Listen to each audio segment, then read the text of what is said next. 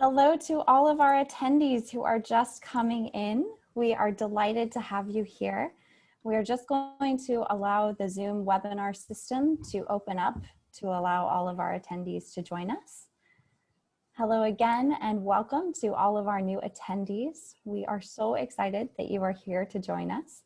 We will begin the content of our webinar in just a minute.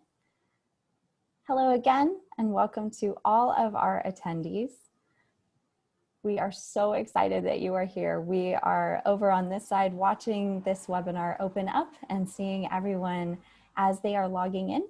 So we're just giving 1 extra minute for everyone to get that login squared away. Hello again and welcome. Thank you everybody for joining us. And it looks like we have, most of our attendees have been able to get in, so we will go ahead and get started. So hello, thank you for being here. This presentation is hosted by ICPSR and we are so delighted to have you join us. This webinar will be recorded and the recording and the slides will be sent to you via email. During these live presentations, please excuse cameos from canine colleagues and other unexpected moments. And we hope that this doesn't happen, but if the webinar were to close unexpectedly, please reopen it from the link that you used to attend this presentation. We welcome your questions. Please type in those questions at any time using the Q&A box, which is on the bottom of your Zoom window. And a live transcript is available. To show or hide that, you will click the up arrow, which is on the live transcript button. Please note that for anyone who is joining us using a phone or a tablet, the Zoom app currently highlights only the active speaker. The live transcript will still be available.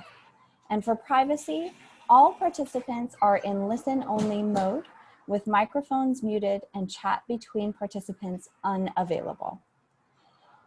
And once again, this webinar will be recorded and the slides will be sent to you as well as the recording via email. And with that, Dr. Mead, you are welcome to unmute and the floor is yours. Thank you so much, Anna.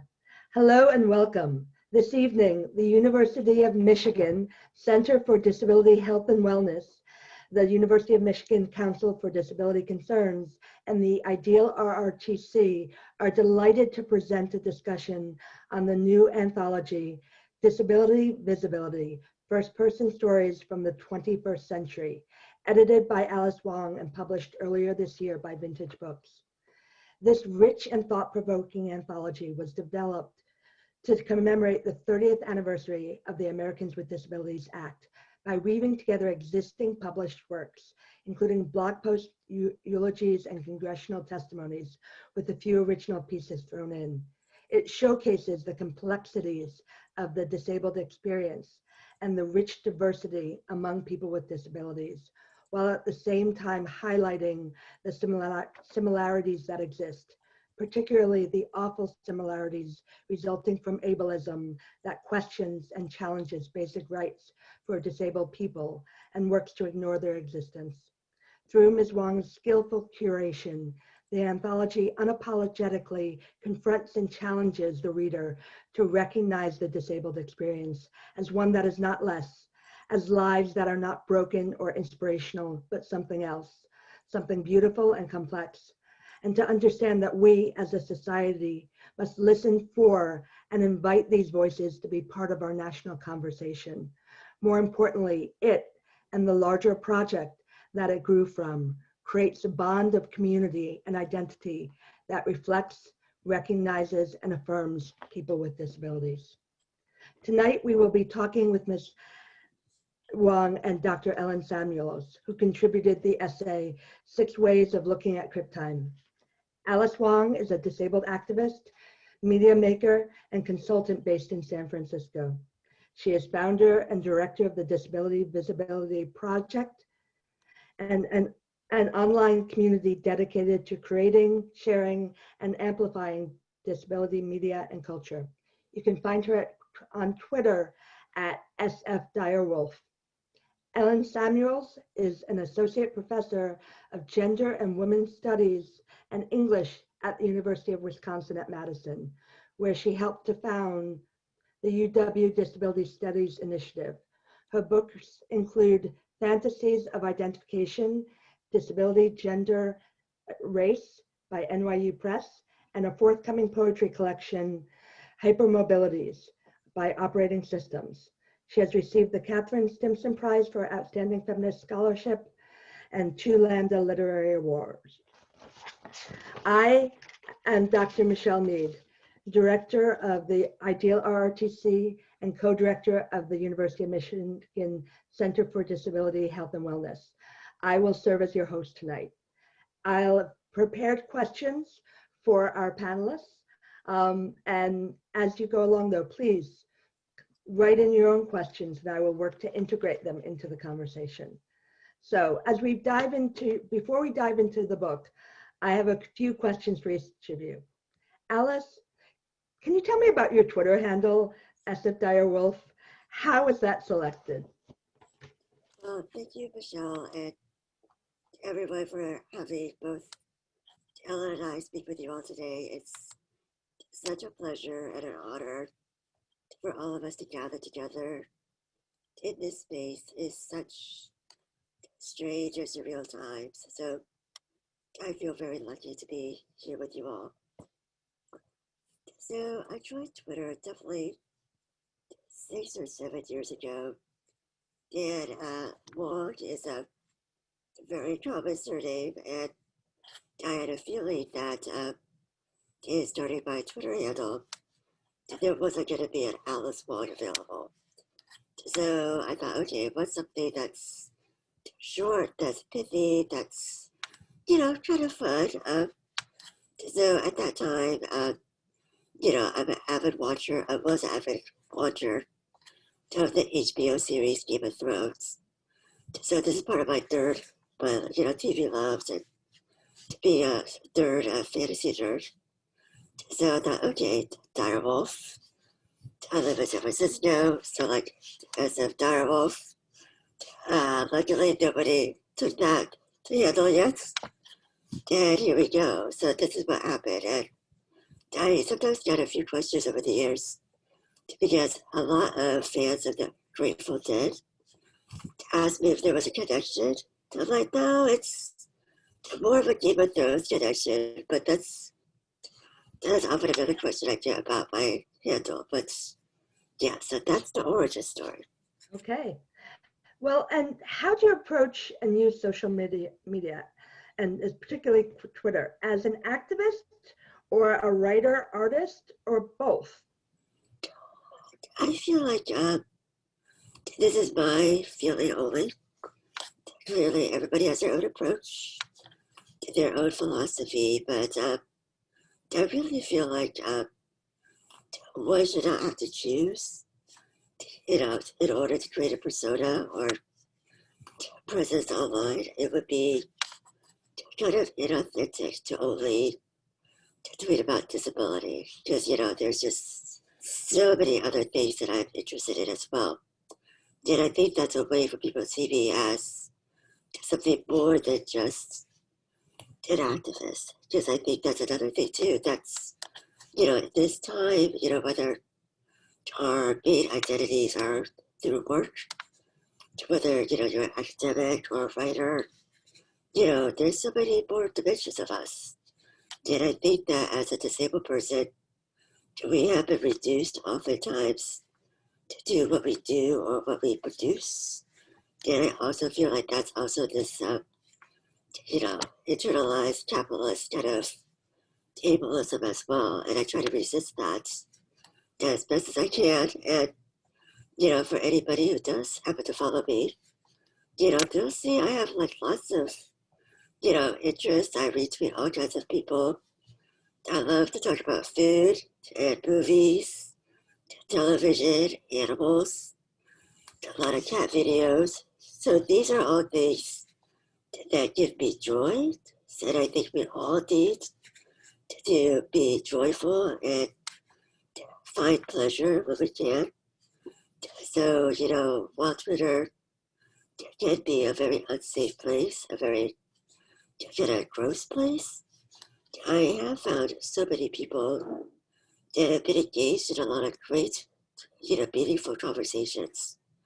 So that to me is why I'm still there, because of what I've learned and who I'm connected with. So there's definitely a lot of ambivalent feelings, but I think right now, especially with the pandemic and people just can't be together, this is, one way that many sick and disabled people and people are, homebound. Like this was the way we've socialized for a long time, pre-pandemic. So Yeah. I'm sorry. No, go ahead. I was going to say, so you're not one or the other. You commit yourself wholly as a person, and you share that part of your life on Twitter or Yeah. reflect that. Yeah, I think that's that's my approach, and I know some people do have anxiety on what they ought to be doing, and I find that to be like, part of the BS, right? That's just part of the unfair expectations. That's when you do become, quote unquote, known. I tweet to please myself. I don't tweet for other people, to be honest. Like, this is just, take me as I am. I don't care how many retweets I get.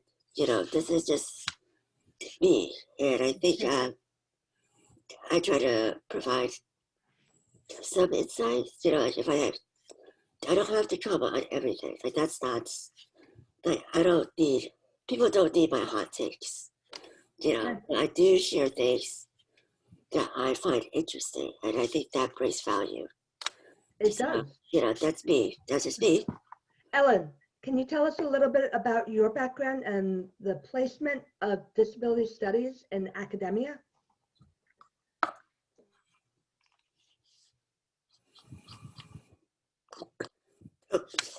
Ellen, you're muted. I know. Okay, sorry, I knew I would do that. I want to start first by thanking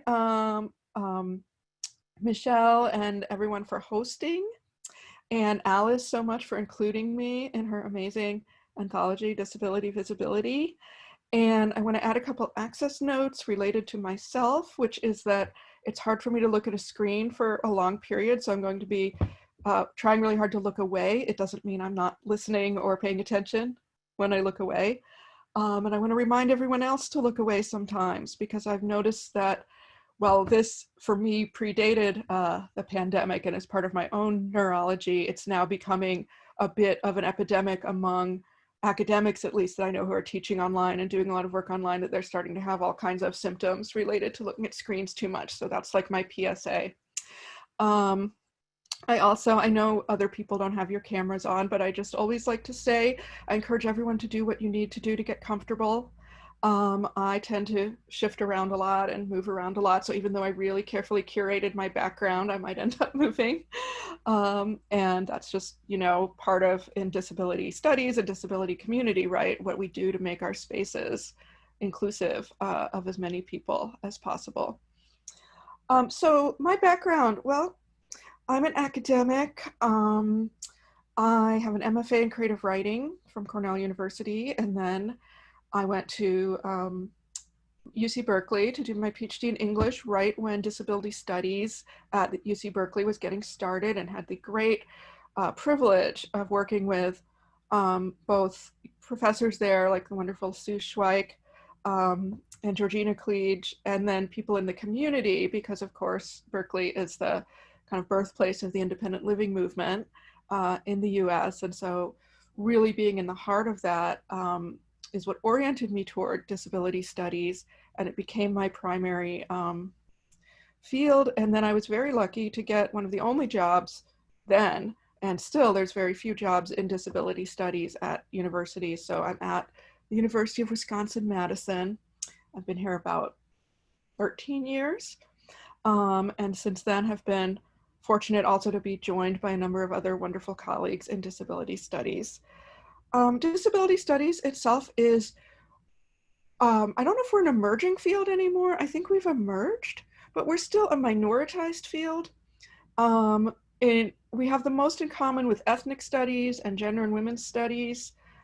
in that we are a field that emerged out of justice movements centered around disability identity, but we're different in that there are already whole artifices in the academy there to study disabled people, right? Whether from a medical perspective or rehabilitation or psychology or social work. And so disability studies continues to figure out how we distinguish ourselves from those fields. When do we overlap or interact successfully, and when are we kind of butting heads, right? And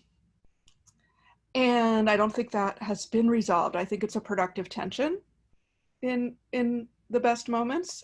Disability studies comes out of a disability rights movement that is very much about putting disabled people at the center, right? And the motto, nothing about us without us, right? So the idea that there shouldn't be non-disabled experts who are studying disability. It should be disabled people ourselves, centering our knowledge, producing knowledge, centering lived experience. But sometimes that, butts up against the fact that, say, I mean, just to use myself as an example, I might go to campus and teach a class where I'm talking about displacing the medical model and challenging notions that disability needs to be cured, and thinking of disability as a part of human diversity, right, that we celebrate and don't just try to eliminate. And then I might leave campus and go to physical therapy and be like, my arm hurts, please fix it, right? And so that, those questions of how we reconcile our lived experience, and particularly pain and suffering, is one of these points of tension. And then another point of tension is where other minoritized identities and other axes of inequality intersect with disability. Disability studies really emerged and got solidified in the academy as a very white field, and now it's really being challenged from within and without to become a field that centers people of color. And that's one of the things I love about Alice's book, that Disability, Visibility, Anthology, is the way it really centers the writing and the experiences of people of color who are disabled, and realizing that just like other movements like feminism or gay rights, that, we still exist within white supremacy, and we need to be actively decentering that. And that's where I see a lot of my work right now, is trying to actually decenter myself and make space for people of color, especially the many wonderful younger disabled people of color who are out there doing work. That's probably a great launching point to go back and focus on the book itself. It has been called, it's gotten rave reviews. It's been called an exemplary collection, this month's required reading by Ms. Magazine. Ultra impressive by Showland, diverse and poignant by Columbia Journal, while the Chicago Tribune said, disability rights activist Alice Wong brings tough conversations to the forefront of society with this anthology. It sheds light on the experience of life as an individual with disabilities, as told by none other than the authors with these lived experiences. It is an eye-opening collection that readers will revisit time and again. So, Alice, the book is divided thematically. How did you come up with this decision to delineate these sections?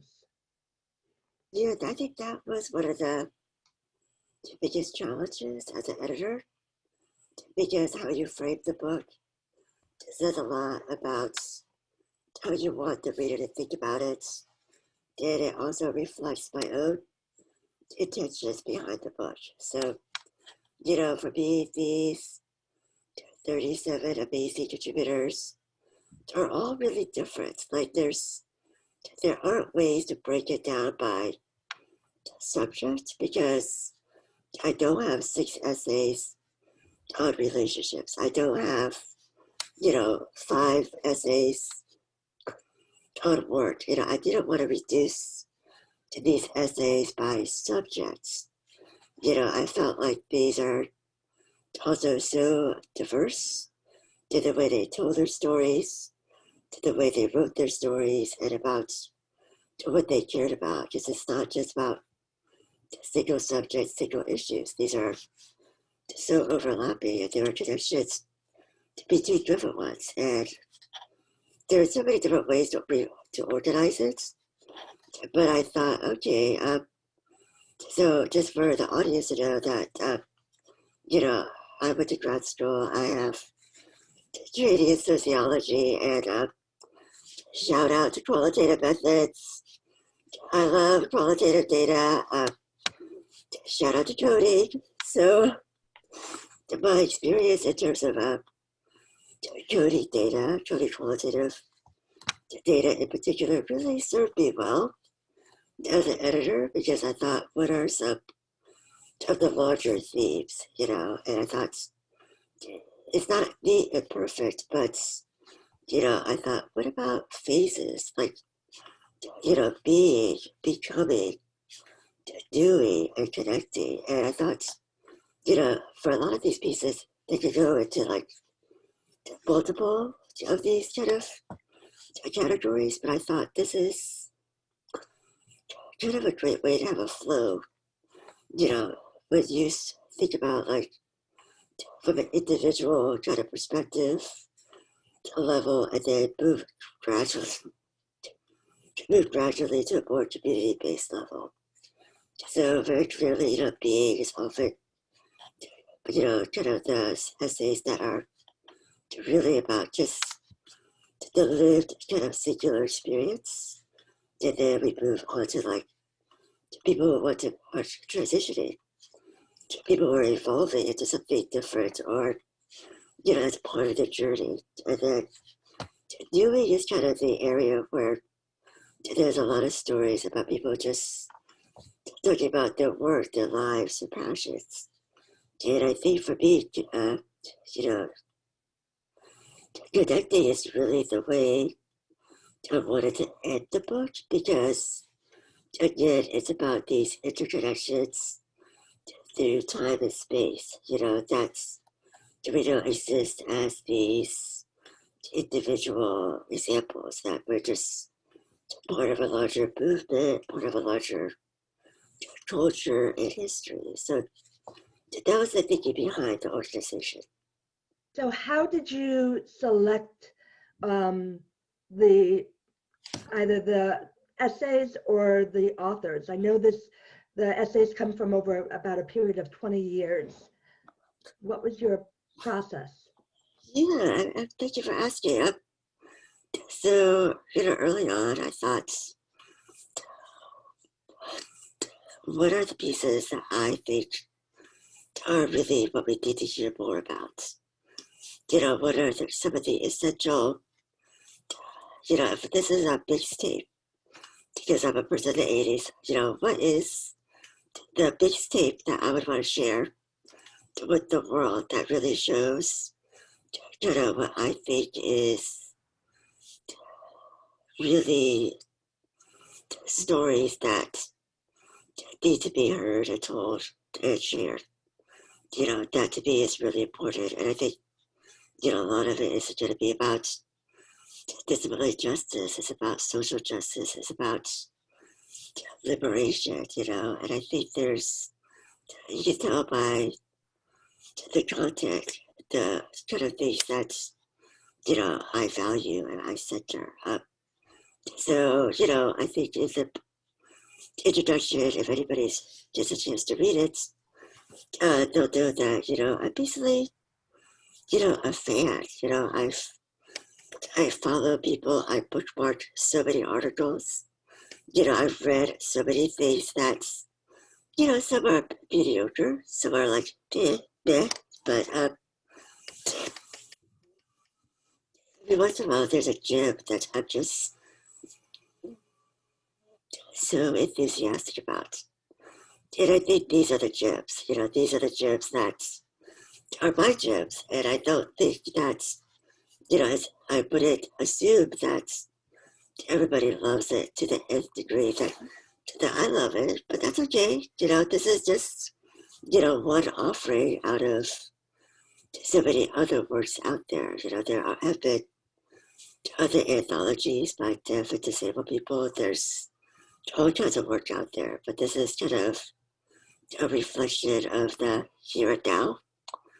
And I did have a longer list, but I think almost the constraint of an anthology in terms of the word count, it was a wonderful exercise to really, hold down the essentials. And I think I'm very happy with all 37 because I think it's a really, there's such nuance, there's such a wide range of perspectives. That makes me happy because hopefully there's something for everyone. At least maybe one piece that resonates with somebody. And I do think that's the other thing I did because of clearly, this is one book. It's not encyclopedic. This is not meant to be, a 101 or an A to Z. But in the back, there is a section with additional readings and resources because I really do want this book to be just the beginning and to really encourage people to read more and to discover more. So there is a reading list in the back that has people that I wasn't able to, include, but I really do want to encourage people to get excited and to be curious. So we do have a question about if there was a particular story that really resonated with you today. Well, I guess if I could just answer this in a tricky way, there guess there'll be three questions, three stories. I would say that the first one comes to mind is the statement by the Harriet Tubman Collective. This is a statement by a group of Black disabled people published in 2016 during the emergence of the Black Lives Matter movement.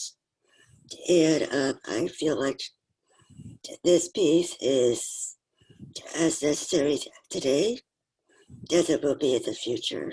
I feel like that's one piece I would encourage people to read and also to really do a deeper dive on the work of all the people that signed that piece. I think the other piece that I would recommend is something I was very intentional in placing first in the book, and that's a piece by Harriet McBride Johnson. It was published in 2003 in the New York Times about her conversation with a well-known philosopher, and basically really confronting and talking about, eugenics and about ableism in very real, stark ways and with a lot of humor too. And I think it's a very meaty piece. It's probably one of the largest pieces in the entire book, but I do think if there's one piece, if a reader, if they only read one piece, and it ends up being the first one, this is the one that I would say really captures so many different dimensions about the lived experience, about the everyday getting around campus, traveling, working with personal attendants, but also wrestling with these very large forces that basically say, you don't deserve to live in this world. It is a very heavy piece. It's a punch in the gut. I mean, it was, when I read it for the first time, I clearly remember feeling transformed by it. And, it just meant a lot to me as a disabled person to read this piece by Harriet. And, I do hope that people kind of take away, something from it. I think it's really important for, especially if you're not disabled, to read that piece. I guess the third piece is like the very end. I bookended these pieces on purpose. Harriet's first, but also a piece by S.E. Smith, which also has parallels with Ellen's. So S.E. Smith writes about Crip space, and the magic and the joy and beauty of a bunch of disabled people together in a space and what that means. And I think that to me was my kind of happy ending. You know, the way I want to leave people feeling uplifted, hopeful, and kind of bathed in joy. And I think that to me was a really, hopefully lovely way to end the book if a person reads from beginning to end. Not that I'm assuming they would, but so I think those are the three pieces. Harriet Tubman Collective, the piece by Harriet McBride Johnson, and the piece by Essie Smith. Wonderful. Thank you. Ellen, do you want to share a part of your essay, 6 Ways of Looking at Crip Time, and then talk a little bit about what led you to write about the topic? Absolutely, thank you. I just want to note that while Alice was talking about those 3 wonderful pieces, I just wrote their names into the chat if people want to follow up on that. So 6 Ways of Looking at Crip Time is an essay that I had previously published that Alice invited me to include in her anthology, and I was really glad to. And it's mostly a personal autobiographical essay, but it's also kind of philosophical about this concept we call Crip Time. And I say, in the essay, I describe 6 ways of looking at it. And let's see if I can remember them all. Crip Time is time travel. Crip Time is grief time. Crip Time is broken time. Crip Time is writing time. Crip Time is vampire time. And there's one more I'm not remembering. But I'm going to read a very short passage from the section Crip Time is broken time. If anyone's following along at home in the book, it's on page 192. For Crip Time is broken time. It requires us to break in our bodies and minds to new rhythms, new patterns of thinking and feeling and moving through the world.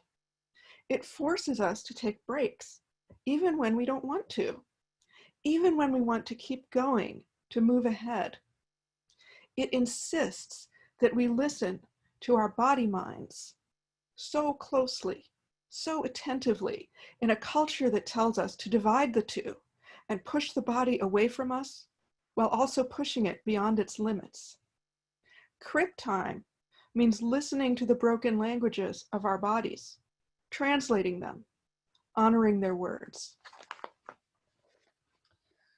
So a couple things. The essay itself was the most personal thing I had published in a long time. My trajectory as a writer is that I did an MFA in creative writing in the mid-90s and in poetry, but I also wrote some creative nonfiction. And then I decided to go and get a PhD in literature. And I got a job doing that requires us to do scholarly, research-based analytical writing that's published in peer-reviewed journals. And I did all of that as I needed to get tenure, as I was very lucky and privileged to have a tenure-track job, and I was able to earn tenure. And then, once you get tenure, you get to take kind of a deep breath and say, what will I do now? Now, in the meantime, I had written this piece for a conference that was held at the University of Delaware on disability and disclosure.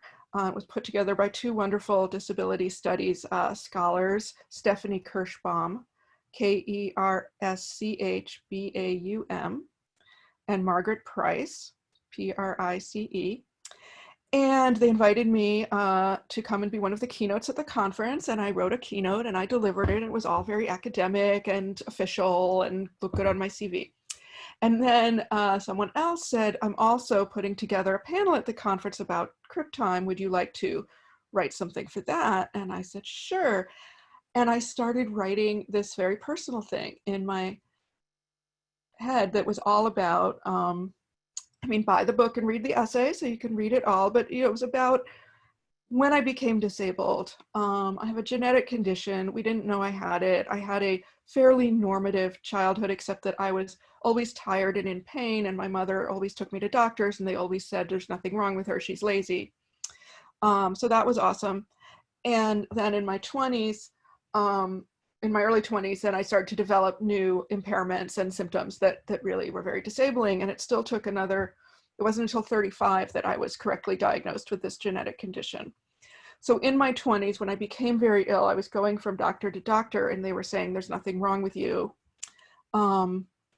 You need to see a psychiatrist, as happens if you even have the privilege to even get to have, like, I had medical insurance that let me go from doctor to doctor.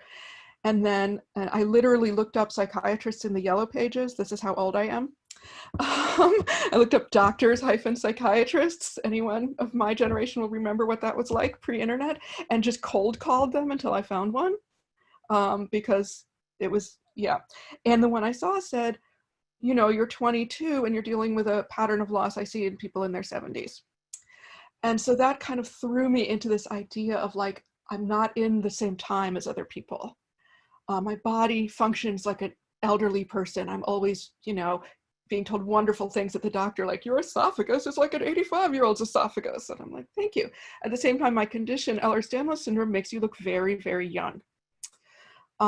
So even into my 40s, I would get mistaken for an undergraduate. I famously got carded when celebrating my 40th birthday party, and things like that. So I wanted to write about that personal experience in relation to this concept we have in disability community called Crip time, that in general, we've often tended to celebrate and say, we move on Crip time, we move on a different time, it takes us longer to get places, right? Just physically, it can take us longer to get places because we have to find the accessible entrance, or we have to go all the way around, or we had to wait, 2 hours for paratransit that always comes 2 hours late. Or I was too tired to get out of bed, so I couldn't do this thing, or I'm going to turn this thing in a month late because I was sick. All of that is Crip time. And we talk about how, many people have written very beautifully about how it is to live in that flexible time. But I was like, it's also a site of loss for me. It's also a site of terrible grief and loss. And I was like, how do I write about that without playing into the sort of pity stereotype about disability? So I wrote this piece. I was very nervous. I read it at the conference, and then I just put it away. I think I can't remember, maybe it was 2 or 3 years. And when I finally took it out, I was sort of under pressure, like, you are in the academy, so lovely, like, you're not publishing enough. You need to send more stuff out. And I thought, oh, well, I wrote that, I never published it. And I took it out and I thought, no one's going to publish this. No one wants to read this. No one cares. It's like me, and I'm doing Tai Chi, and, like, who cares about that? So I sent it to the journal Disability Studies Quarterly, which is, the main journal in the United States for disability studies. And they mostly publish academic scholarly articles, but they publish creative writing sometimes. And I thought, I could send it there. Like, 10 people will read it. They're all my friends. It's fine. And then I'll get it, I can say I got it published. And I sent it, and, they accepted it and they published it. And their journal, which I love, is open access. So you don't have to have a library subscription. You don't have to, go through a paywall. And it came out in 2017. And the response to it has been greater than the response to anything I have written and published in my entire life. And it's something I wrote in the margins of my scholarly life, and in the margins of what I was supposed to be doing. And I think since it came out until now, and especially because since it came out again in Disability Visibility, not a week goes by that some stranger doesn't write to me or tweet to me and say, this meant a lot to me, this spoke to me, I needed to hear this today. Not to, like, talk myself up like I'm so great, but, like, that doesn't happen when you publish a research-based article in a scholarly journal. No matter how good a research-based article in a scholarly journal is, it just doesn't happen. And I just, it really made me think, I want to do more of this writing. I get to do more of this writing.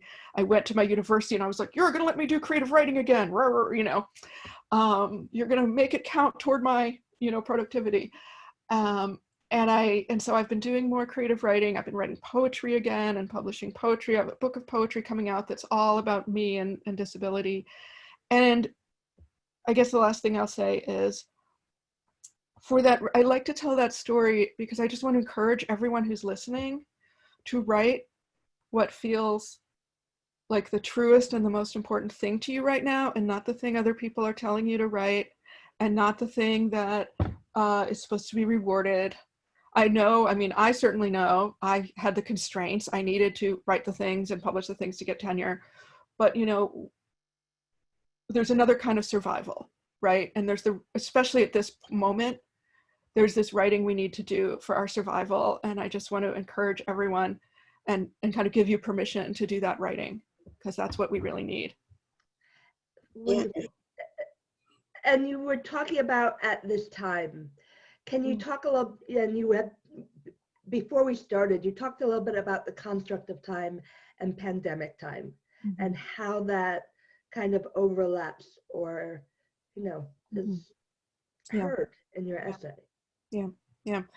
So I'm writing an essay about this right now called Pandemic Time. And thinking about, you know, there's been a lot of kind of thought pieces as well as just kind of sad tweets, I guess, about how time has shifted because of the pandemic, right? From the unknowability, right? I mean, I admit I was very naive. When this started, I was like, 2 weeks, you know, and then I was like, 1 month, and then I was like, forever. So I went really quickly into that. And, you know, we have seen how the inability to plot a known future has derailed every level of our lives in so many ways. And in some ways that's given freedom. And in a lot of ways that's caused huge anxiety, right? And that's what it's like living with a chronic illness.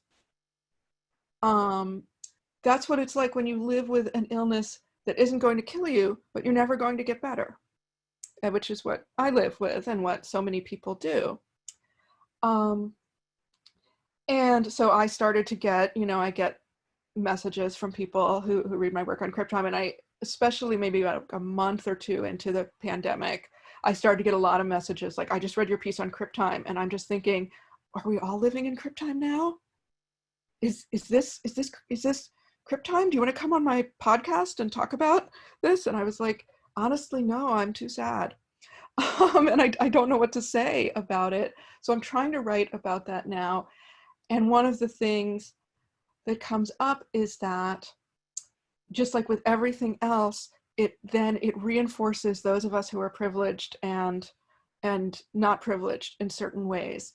The people who, especially for the first few months, were baking sourdough and doing art, or, you know, like those kinds of things, were not the people defined as essential workers who had to keep going to work, right? Medical personnel, but also grocery store workers and farm workers and, you know, service industry workers who are, you know, disproportionately brown and Black in this country, who are disproportionately not going to have health insurance, and who are disproportionately chronically ill and disabled, but they become invisible because, unlike many of us who write about being chronically ill, they are not white women who middle class with insurance who are able to even access the kind of what we in my academic field would call knowledge power, right? Knowledge hyphen power, to access the knowledge power to even create their identity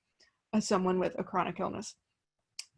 And the other way that we're living in pandemic time that I fear is going to last a very, very long time, generations, in fact, is long COVID, right? So everyone is so focused right now on the death rates, which are obviously very important.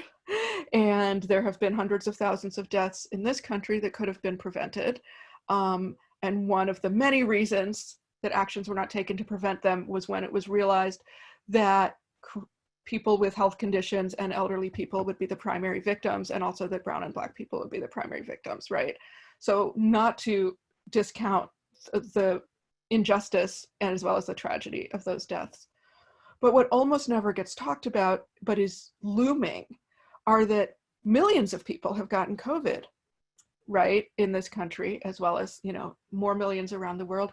And many of them are now living with a chronic illness that may be lifelong, right? Many of them are living with symptoms, neurological, cardiac, pulmonary, etc., symptoms that are quite disabling. And the chronic illness community has had, you know, this very complicated response of, on the one hand, just the incredible grief of, you know, it's like seeing someone get hit by a car in slow motion and you're like, oh, you know what's coming for them. And they don't know. And hardly anyone's paying attention to it. But we're going to have these millions more disabled people. And then there's the medical attention they're getting, and people with chronic illnesses like myalgic encephalomyelitis, which I will just type into the chat later, but it's abbreviated ME/CFS, what used to be called chronic fatigue syndrome, that they are so stigmatized and get almost no medical attention, and they're treated, you know, like malingerers. And then you have people with long COVID with exactly, because ME/CFS is often seen as a post-viral syndrome, the same condition. Suddenly the medical community is like, we must pay attention to this. So it's like, on the one hand, you're in our community, on the other hand, we're being pitted against each other. And really, you know, the largest thing is like, in a different way, we're all going to be living in Crip time, in the grief of Crip time, not only the grief of those who've died, but many, many lives, including the lives of many young people. I mean, I don't want to cite statistics without knowing my exact sources, but, you know, there have been studies showing that, you know, more than half of like college athletes who've had COVID have some kind of cardiac impairment afterward. And these are, you know, the youngest, healthiest of all. So we're looking at something coming that I wish I could say, you know, something like, and then more people will be disabled and so we'll win more rights. But I fear in our current situation, it will be more people competing for the same scarce resources, dealing with the same stigma. And once again, those who are more privileged getting, having to fight even to get treatment and support, whereas those who are less privileged aren't even in the room for the fight. And I want to bring Alice into the this discussion, because she's nodding a lot, and her books and Twitter, she brings up a lot about, you know, how we have to all learn now from folks with disabilities who have been living it, who have been problem solving, who have been finding solutions. And also talking about the intersectionalities which are woven throughout the book, and the importance of recognizing and honoring those voices. Yeah, thank you so much, Ellen, for touching on all the things, because I was like, yes. I do think that right now, it is really interesting how, just like we're living in Crip time, it's expanding to everybody, but it's also, you know, Crip wisdom that's finally, slowly, maybe, to be recognized. And the fact that we have had such ingenuity, such innovation in the way we work, the way we navigate worlds, the way we think about things, and people are steadily maybe becoming more aware. But one of my fears is clearly in this huge rush to return to quote unquote normal, that everything we might have gained will be lost, because again, you know, this is the way that capitalism works, and just the state works. Is the fact that we have to restart the economy at all costs. And I think we can also think about the ways that language really matters in terms of who is high risk. What does high risk really mean? Because we've seen how everybody is, you know, is impacted by the virus. It's not just those who are the most vulnerable. As you mentioned, Ellen, with so many of these young people, sometimes I wonder, like, I honestly give some side eye when there's so much more kind of sadness or urgency when you see stories about, oh, this 18-year-old with no pre-existing conditions who was at the peak of life died from COVID. Like, I wonder, like, do we have that same cultural response if a person had 3 pre-existing conditions, or a person might have been 85?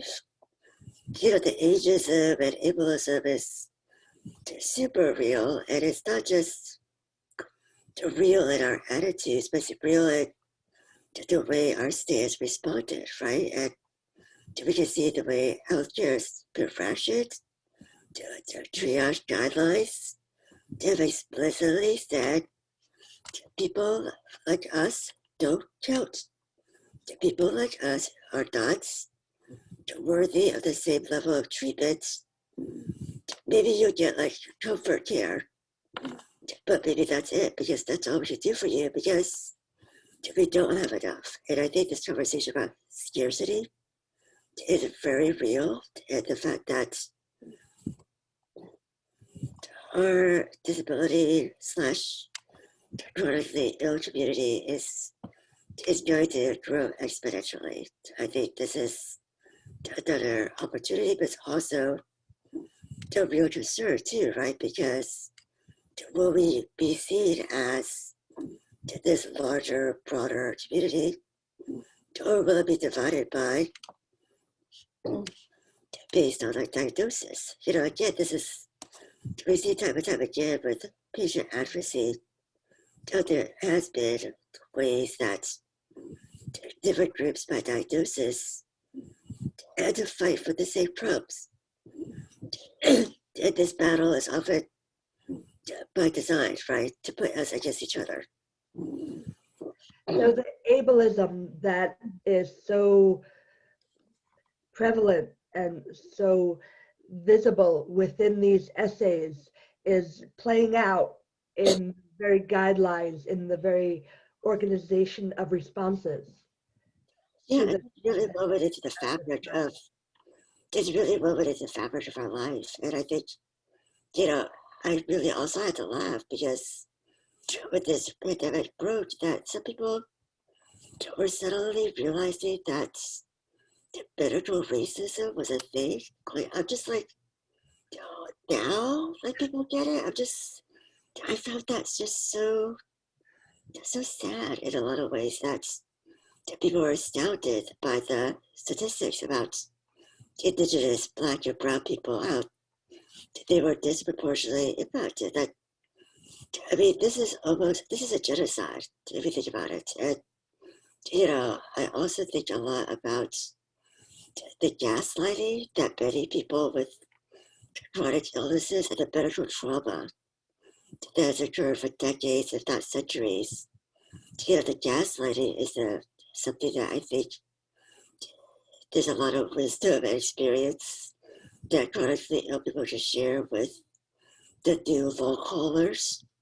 You know, that the fact that this is real, you know, trust your body, trust your instincts, because this is what's happened. This is the way systems are designed. And I feel like that's another source of, you know, hopeful potential, to the fact that we can provide care and support for one another, that you're not the first generation to have gone through this. And I think a lot about, you know, so much of the wisdom and frankly, you know, lives that shouldn't have been lost from HIV and AIDS, and how we don't learn from our past, and all of the deaths that could have been prevented. I think a lot about that and about this time right now, and the direction, the lack of leadership, frankly, by our state, and the fact that so many people did not need to die. And that, to me, I think similar to your writing, Ellen, I can't wait till your piece comes out about Crip time, but, you know, I'm also wrestling with this particular moment, this election that's coming up, what's at stake, and what drives us, right, as writers and as activists and as creative people. Like, how do we beat this moment? Yeah. And so we have only a few minutes left with this thought of how do we beat this moment? How do we push? How do we create the future that we all need to see? Move past the vigilance, you know, the toxic, the current environment. What are your thoughts about learning from experience? Yours, the folks, the authors, our history. Well, you want to go first, and then I'll just throw in my thoughts. I'll try to speak quickly, but not too quickly for the interpreters. I think that disability justice moves us forward, and I encourage everyone to buy Disability Visibility or take it out from a library and read it, because there's so much of what disability justice is in there. Disability justice centers disabled people of color, disabled Black, Brown, Indigenous, Asian people. It centers queer and trans people. It refuses the capitalist logics that devalue some lives and value others and give them value accordingly. And so I'd like to I'd like to speak directly to a community I'm a part of, which is white women.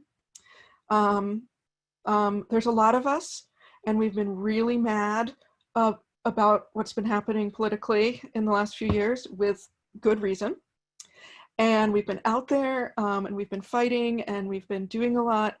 And I want to call on all my fellow white women, if we win this election, and not to stop fighting, and to keep fighting, and to fight for Black women who are, if there's any one community that will mean that the Democrats win this election, it will be Black women.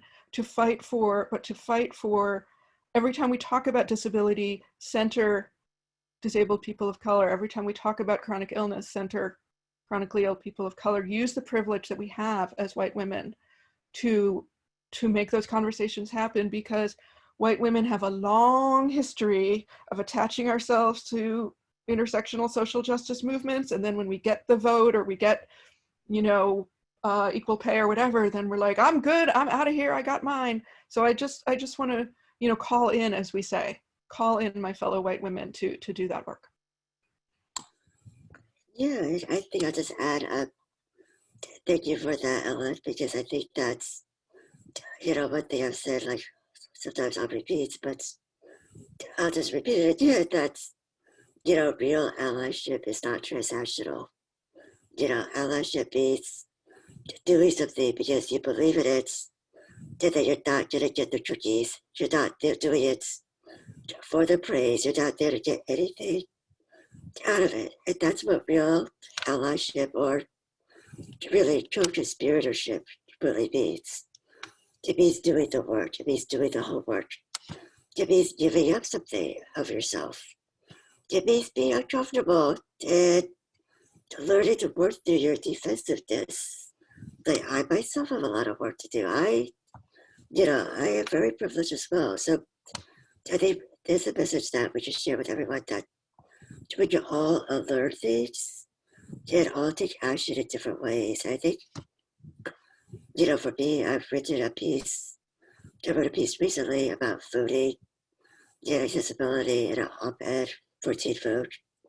And I was really excited for that opportunity, because it was a way to talk about the pandemic to a really broad audience, which I thought was really great. And I think, we need all kinds of approaches right now. I'm not centered only on voting as the way to create change, because clearly in our current system, there are many people that still cannot vote. So we need all kinds of approaches. We need all kinds of actions.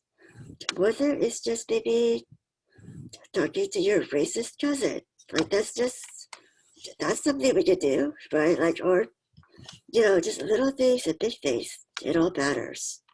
And I don't think there's one way to create change. I think that's the most important thing, that we gotta just throw everything we've got and that I recognize that it all counts, and we don't have to be activists with a capital A to do stuff. I think that's really important, that this is a collective responsibility that we have to beat this moment. Like, if we don't beat this moment, I think we're complicit. So that's the only kind of shaming I'll do, is the fact that if we don't act in any way you want, I think we are complicit. So that's the point. Thank you. I wish we had more time. This has been a wonderful, very thought-provoking conversation. Obviously, buy the book, take it out from the library, listen to it on Audible. There's many ways you'll get something out of it with each different way you approach it. It is such a gift. And I think it does provide insight and awareness and hopefully steps to help us through this time. And I thank you both for your calls, for your activism, for moving forward with this and creating the community through this and other projects.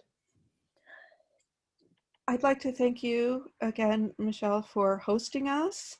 And I'd like to thank the interpreters and the captioner and Anna for tech support, and all of the participants who, and I know a lot of people had questions that didn't get to be asked, and I would just like to invite you to tweet at me and Alice. Can I do that on your behalf, Alice? Why not? Yeah, or I welcome you to email me also. I'm not the best at answering my email right away, but I'm very available, and I just, I'm really grateful to have been a part of this conversation. Yeah, thank you so much for Ellen, for having your piece in the book. I think it's one of the pieces that brings me a lot of joy and comfort. And I really do hope that this book itself, I think, thinking about these times is a weird time to come out with a book, but I also think it's the perfect time, because we need community, we need wisdom, we need joy, we need comfort, and that's my hope, that this book could do some of those things. Thank you again. Thank you, all the participants. Once again, thank you to our interpreters, Julie and Christine, to our captioner, Kate, to Anna for your tech support, and thank you, Ellen and Alice, for being a part of this panel. Have a good evening. Good night, everybody. Thank you. Bye-bye.